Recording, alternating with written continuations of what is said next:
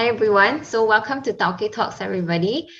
Today we will be interviewing Ling from Purple Ling Studios. But before we get into it, let me just introduce the agenda for today. So firstly, I will go through some of the guidelines that we all have to follow throughout the session, and then I will introduce our Tauke for the day. And where to find more about her business. And then we'll move on to the main sharing session, which is what you guys are here for. And then lastly, we will have a Q&A session, which is where we will answer the questions that you submit to us. And we will close by announcing next week's Tauke Talks and where you can find out more about RYSE programs. All right, so firstly, the guidelines. So please be reminded that this whole session will be recorded. Please stay muted and also turn off your video throughout the whole session. All right. And if you have any questions, please feel free to use the chat. You can talk to each other in the chat as well. And if you have any questions, just put it there. Our team will compile them and I will be asking our Tauke on your behalf during the Q&A session. Please also use respectful language in the chat because everything will be recorded.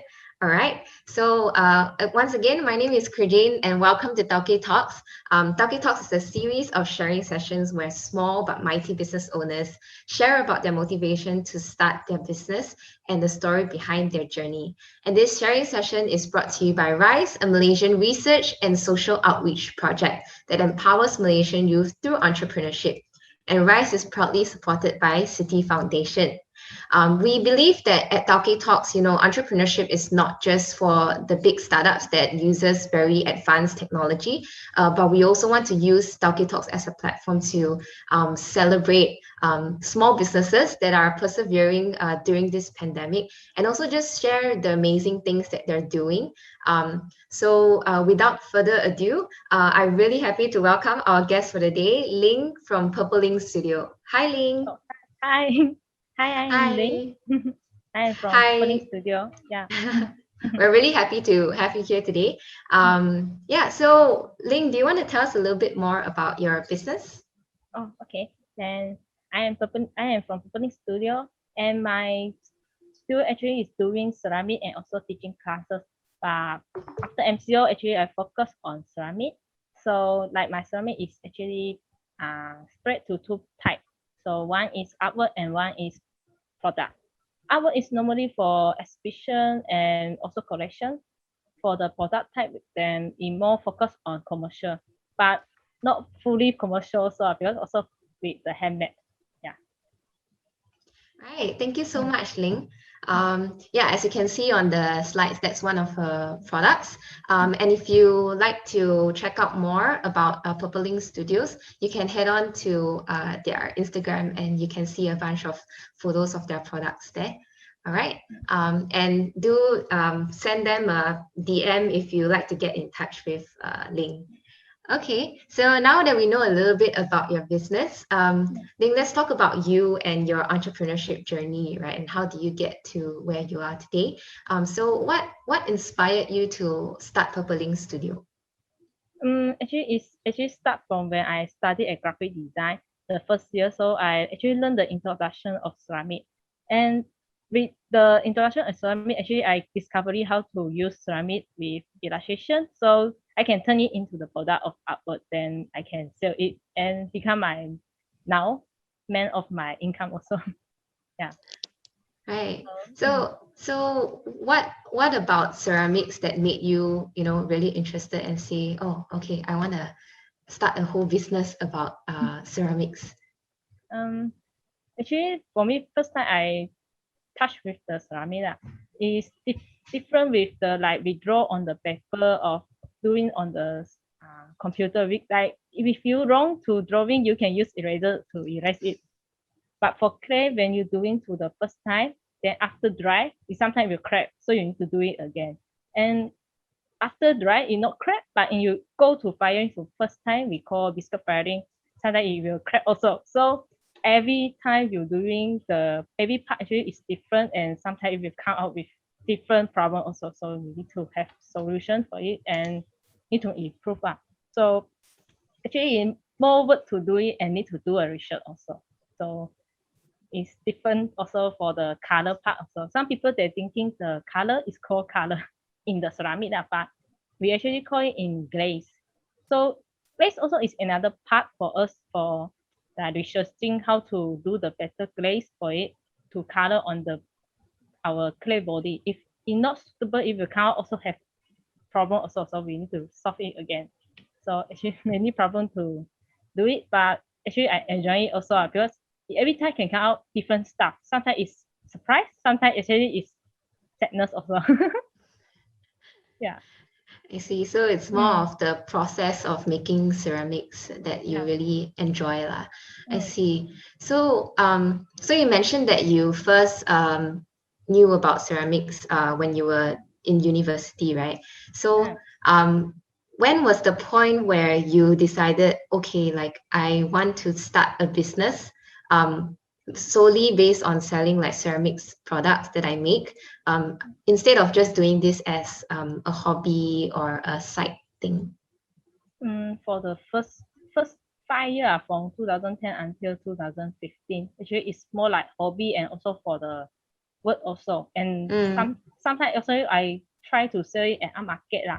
But after after college I further study at Taiwan University. So at Taiwan University I also learned something. So when I come back, then I try to like I working also full-time working. Then I use Saturday and Sunday to doing going up market and do my artwork.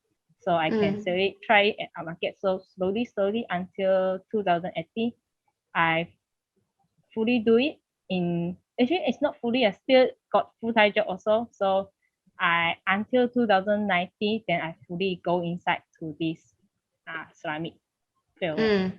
So then slowly can understand how customer want how to like communication with customer and how to tell customer our story.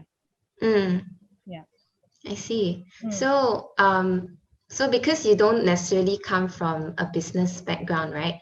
So when you first started this business, were there any challenges and how did you kind of overcome them? Actually the bigger challenge is how to talk with people. Actually this is a problem of me. Actually I'm not because of language, but sometimes it's how to first communication with the customer. Like when customer come to your booth, they look at your artwork or product. So how you want to start the conversation with the customer. So when you actually customer they see your artwork, they actually first time they see, they didn't know how you do it. So when you don't want to speak out, actually they don't know. So they will walk away only. So actually I try many times. I see the customer, they will see to my product, then it will go away. Then I try again to start the hi with them. So when start with the hi, then they will ask me, why your ceramic is different with the outside commercial ceramic. So then I will explain why it's different and why the price is more expensive a bit with the outside also. So they understand, then they will also buy my stuff. So this is the conversation we need to do and the communication with the customer. I see. So in terms of growing your business, because you mentioned you started this quite some time ago as like a side thing. So in terms of growing your business, were there any kind of business challenges? Like I imagine back then ceramic was also quite new in the market. Yeah. So how did you kind of overcome those challenges? Yeah. How to overcome the challenge? Actually, the most challenging is because normally people think ceramic for the first time. I ask people, they will think it's like the normal thing like tableware, and also some is vase. They think it's some people for the maybe they don't understand. They will think this thing is easy to get it, so they didn't know the whole process. So I need to every time need to explain again with the customer. Then another thing is I need to know how to so I need to explain with the customer. So when customer understand, then I will say like after MCO, we cannot look at the customer. So we need to how to like sales our outward and product like advertisement, and also join some exhibition also to let let more people to know my brand, because my Mm. brand still many people don't know it that. So how to like doing the advertisement and also some free advertisement for radio also. Mm. Mm. Mm. I see. So I think from what you mentioned, like it seems like your main focus was really to educate people, right, about the whole Yeah. process of making Mm. ceramics and the kind of effort and material that goes into it. Yeah, and you also talked about focusing on marketing, like advertising your for your brand. So did you have any prior do you have any experience with like marketing before this, or do you have to kind of learn on your own? Actually, yeah, before MCO, I didn't do so many advertisement on online lah. And Mm, also the online platform, I didn't use it a lot. So actually, it's after MCO I started use it. Then actually, I slowly to discover how to use the right advertisement. Sometimes you give the money for the online advertisement, it come out is different stuff. Because I tried it before with Facebook. Then actually, I know put too a lot money in it that, so actually outcome is very not good. So I stopped it. mm, Then I try another way, like free advertisement for radio. Actually, it better because the people come back is like then want to understand the ceramic, but some is not that, but it can also. mm. So you were kind of like trying a lot of different things, and then you see what works and then what Yeah. doesn't work, right? Mm. So I see. So now you feel Mm. like, do you feel like you're at a point where you kind of know what works for Purple Ling Studio in terms of marketing and mm. Mm. Words are actually I'm uh not so yeah. It's okay. Yeah. So we can move on to the next question that we have for you. So when you started, so you talked a little bit just now about like running your business during the pandemic, right? And how everything Yeah. had to go online. Mm. So what are some of the specific challenges that you face during the pandemic period, and how did you kind of adapt to it? Actually, when the pandemic started, actually I a bit stressed a bit lah, because I cannot go into my studio, and most of my material and also stuff actually in my studio also. Mm, And if for ceramic we need have the firing also. So firing part I also need to do in my studio. So actually hard for me for that time 3 months. So that 3 months actually I thinking how to like doing another thing to like maintain my this business. So I try out like just now I say the online platform, Shopee, because Shopee actually is a free platform for me, and I not so understand with online platform, so I tried with the Shopee, and overcome is Shopee is really easy to use it, and the mm, all thing actually you can see clearly and use it easier. And for the some is delivery part, because you need mm. to pack it very good. If not, actually the post people will throw it. Yeah, so need to make sure the ceramic can set until the customer hand. So we need to Mm, write it very, very carefully and very thick. So make mm, sure the problem is will not crack until customer hand. mm. Yeah. Mm. Before the pandemic, did you have a physical store? Physical store actually I don't have, but I have my own studio only. Ah, okay. Mm. Okay. So before this, how did before the MCO, how did people buy your ceramic products? With the art market, because I joined a lot of art market I before the see. MCO, yeah, because can direct communication with customers, so easy Mm. to talk the story. Yeah. I see, I see. Mm. All right. So now that you are on Shopee, right? Mm. Because you mentioned a lot about talking to your customers about Mm. ceramics. Yeah. Do you think now that you are selling your products online on Shopee, has that Mm. affected because you cannot talk to your customers anymore? Uh, a bit lah, because Mm. but most customer also will ask me the question also through the Ah. chat lah. So I need to like carefully to reply it because my English is not so good. So need to do some homework first before I reply it. I see, I see. So you're Yeah. still trying to talk to your customers, like, even if it's Yeah. online. Mm-mm. I see. Yeah. So yeah, so now we are still in MCO, right? Mm, mm, And I think it will be quite a while until the mm. MCO is over. So how are you planning to what plans do you have for Purple Ling Studio, like, moving forward? Actually, besides the for selling the product, actually I try to apply some grants for the government and some like cendana. So I try to apply that if I get it, so I can have another financial for my studio because I need to pay the rental also. Mm, Yeah, and right. buy some material. Mm, Yeah, so yeah. this is some way of how I maintain my little studio. Yeah. Mm, Yeah. Do you have mm, any? So I know that Purple Ling Studio has some classes also, like, for three mm. classes. Do you have any plans for, opening up classes, or how do you run that during a pandemic?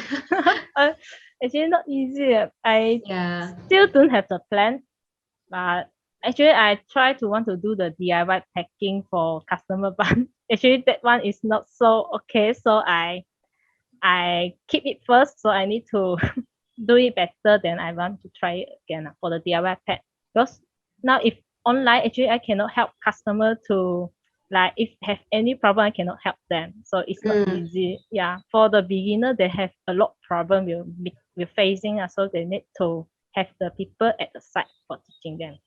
mm. So have the many things need to sort out first. Yeah. I see, I see. Mm, So, like, it seems like classes, pottery classes online mm, may not be a good idea. yeah. Yeah. So now But you're focusing on more on your products lah. mm, I see. Okay. So yeah, so you have talked about how, Purple Ling Studio has been around for quite some time, like a few years already.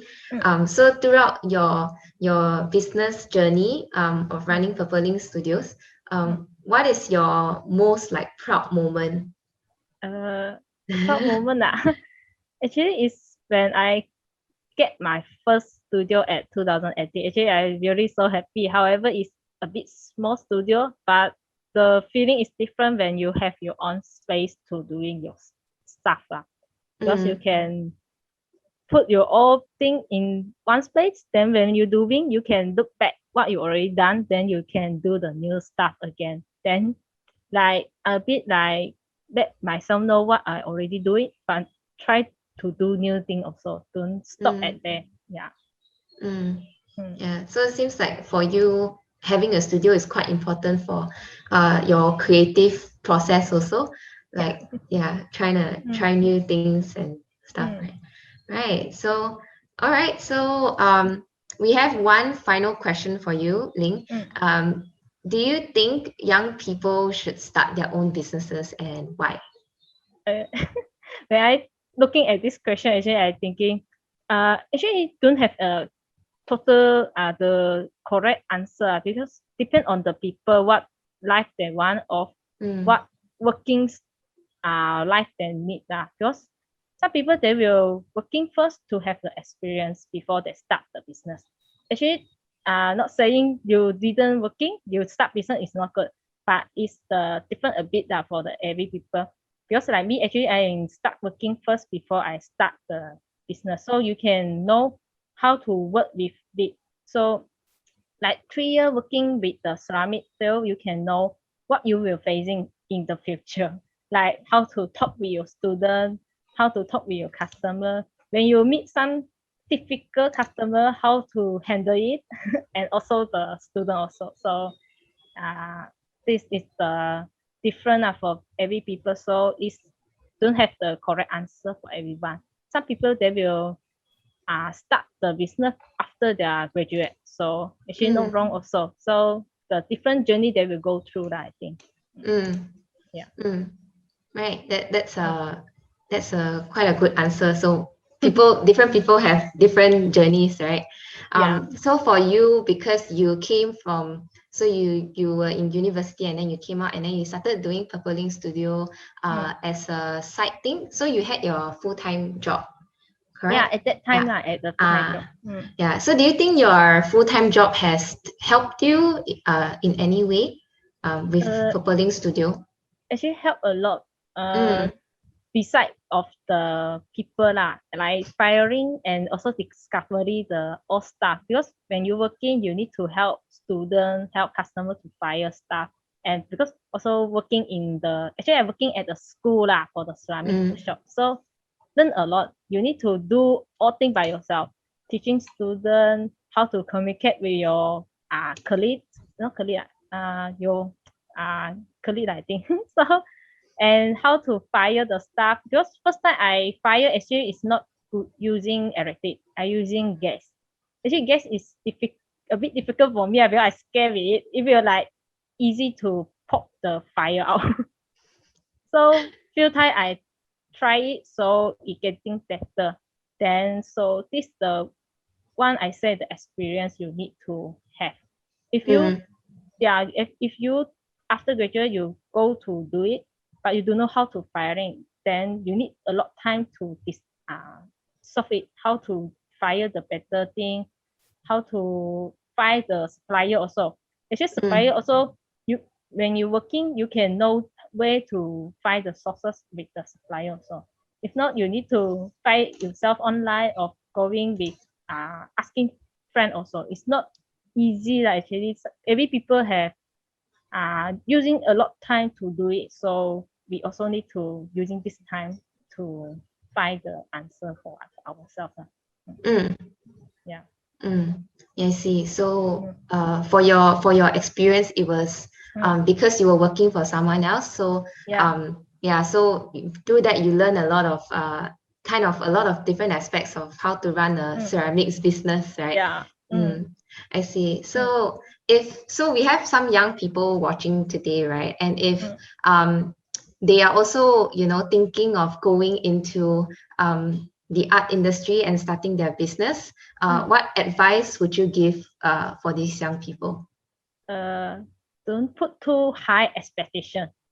Because when you put high expectation, you'll be thinking, oh, when I doing this stuff, it will be buy by other people.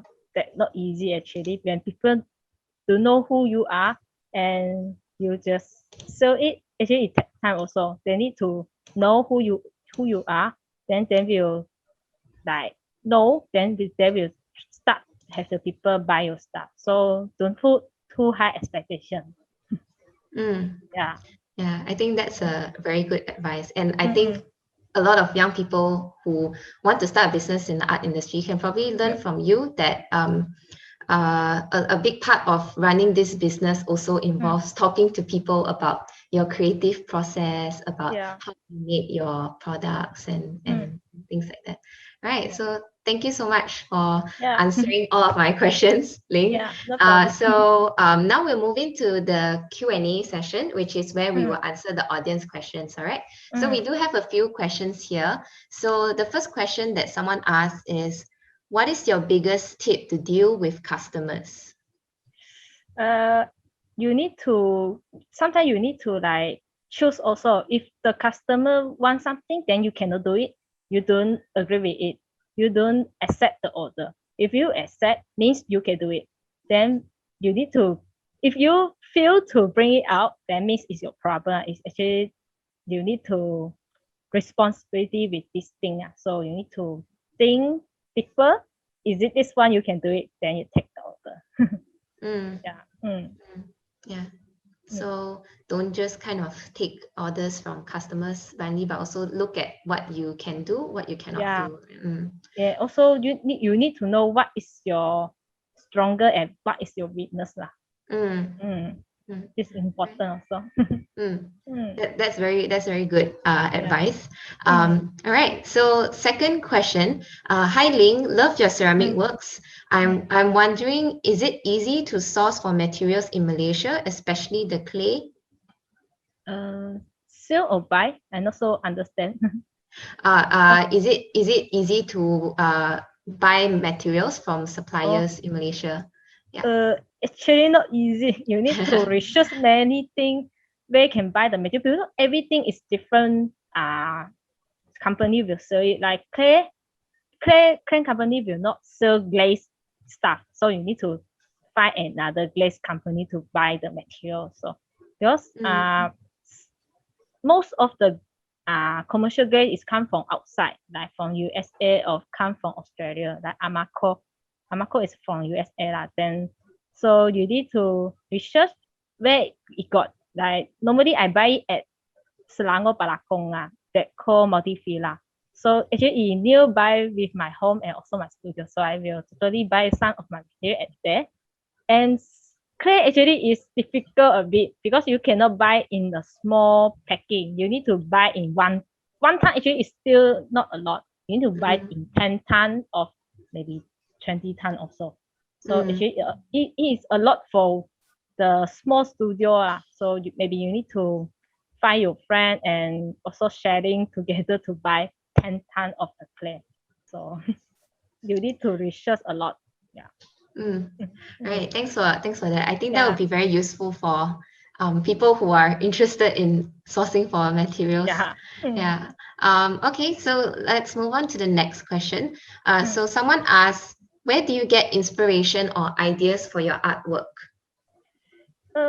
Sometimes I don't have the idea how to do my artwork, so I will like just do it, and then when you do, then you will starting have the idea inside your brain. So I slowly like delivered my idea inside the artwork. Already started do it. This is the one of the way I do my stuff, and another one is doing sketching. Just freehand sketch anything, then you will see actually has something you can do, then you will do it into the ceramic stuff. Yeah. Right. So for the next question, how long does it take to make one ceramic plate? It seems like a lot of work. Ceramic plate is, if we will throwing the machine, we call is like spring one, that one. If using that one, you need have the technique of wheel throwing. Actually, it will faster, but it actually take time to practice how to do the throwing. Then another one, that one, actually for the throwing, using around 15 minutes to finish one. But after that, you need to let it dry and doing the trimming for the bottom of the bowl also, of the plate. And for the handmade plate, actually, this one actually have many problems. When you do it, we call the technique is slab. So when you're using the roller to roll it into the flat, then you like make it into the a bit a bit wall in at side. So that one sometimes after they dry, it will crack also. Easy crack actually. Easy do it, but easy crack. That one actually take around actually 15 minutes to finish also, but sometimes come out is all will cracking, so cannot fire. Yeah. So take time to do it and need to experiment more to how to avoid the cracking. Okay. Yeah. So it seems like a lot of time actually goes into making sure there's no cracking. If there's cracking, you need to like do it again, and then only you can finish it. Yeah. The main problem is after you do it. When you do it, actually you didn't see the problem. After you do it, after all dry, you can see the problem will come out later. I see. So all right. So let's move on to the next question. So someone asked, hi Ling, do you think that this action of starting a hobby into making it into long-term work as an income is easy? And yeah, so that's the first part of the question. Maybe you can answer that first. Easy. Actually, I think everything not only art everything actually is not easy. You need to, like I said, you need to experiment more, and you need to research more to understand the stuff. Then so not easy. Yeah. Right. So so also the second part of the question is, so there are some people who they start off something as a hobby and then they make it into a business, right? But then because it's like your hobby and your business, then sometimes people struggle with that. Like how do you have fun as a hobby but still, stressful to run a business? So do you have any advice for people who are struggling with this? Actually, I also have this struggling before lah. So I separate my ceramic into product and artwork. So artwork is more like not only hobby, but also is for exhibition. So it's different, and the price also higher than the product. So this one you can clearly know which one is product. So when you focus on product, then you need to know this more on commercial, but still is handmade. So then you this one will clear you more clearer to you to separate two types of it. That's a very good strategy to help with this struggle, right? So having two parts, so you know when you're going into like products, then you know that it's more commercial, and then you can be more creative, like however you want to in your artwork. Right. So so I think that's very good advice. And I think the last question is kind of related also. So when you get customer orders, right, and they tell you what they want, and they tell you what would they like to see for their product, does that affect your own inspiration, like your own ideas? Sometimes I will develop with my idea, so I will let customer know if he or her is okay. So I will do it. If too much of the problem, so I will not take it. So like conversation also, because it not the fully commercial stuff. You need to know is art business is different with the commercial business also, because you still need time to do one thing. So when it not okay, so you don't take it. So it's more like responsible to yourself and also customer. So yeah, so seems like your approach is you have to be very clear with what is your creative direction, and also be very clear with, you know, how do you tell your customers that, and how do you make them kind of respect that also. Okay, so that's all the questions we have from the audience. Thank you so much, Ling. I think through today's session, I think what I really learned from you is your approach as to starting this business and getting to where you are today has a lot of you try a lot of different things, and then you try and error, and then you eventually know what works and what doesn't work. And one big thing about you as an artist, but also as a business owner of a ceramics studio, is really engaging with your customers, talking to them, making sure they understand the whole process of the craft of making ceramics, right? And I think for you starting off as a hobby and now making it as a business, your way of kind of making sure that you still have your own creative input in your products is you know what is your strength and what is your weaknesses, and you make sure that the customer knows that as well. So thank you so much. I think a lot of young people who want to venture in the creative industry will learn a lot from you, right? So thanks everyone. So this is Purple Ling Studio's social media. If you want to check them out, do check them out. They have a lot of amazing products there. And if you have any questions, you can always send them a DM also on Instagram. And you can also check out their Shopee. They have a shop on Shopee, and you can go and browse through the products that they have there. All right, so that's all for today's Tauke Talks. So if you're interested in next week's Tauke Talks, we will be talking to Kitty from Kids Creation. So you can sign up via the bit.ly link, bit.ly/Tauke Kids Creations. All right, so lastly, if you are interested in checking out more about RYSE programs, you can go onto our social media. And also, if you're interested to rewatch Lings recording, or you want to share it with someone else, we will be posting them tomorrow on the Tauke Talks social media. All right, so thank you so much for being here today, and thank you, Ling, for sharing with us. Yeah, thank you so much. Bye everyone. Bye. Bye.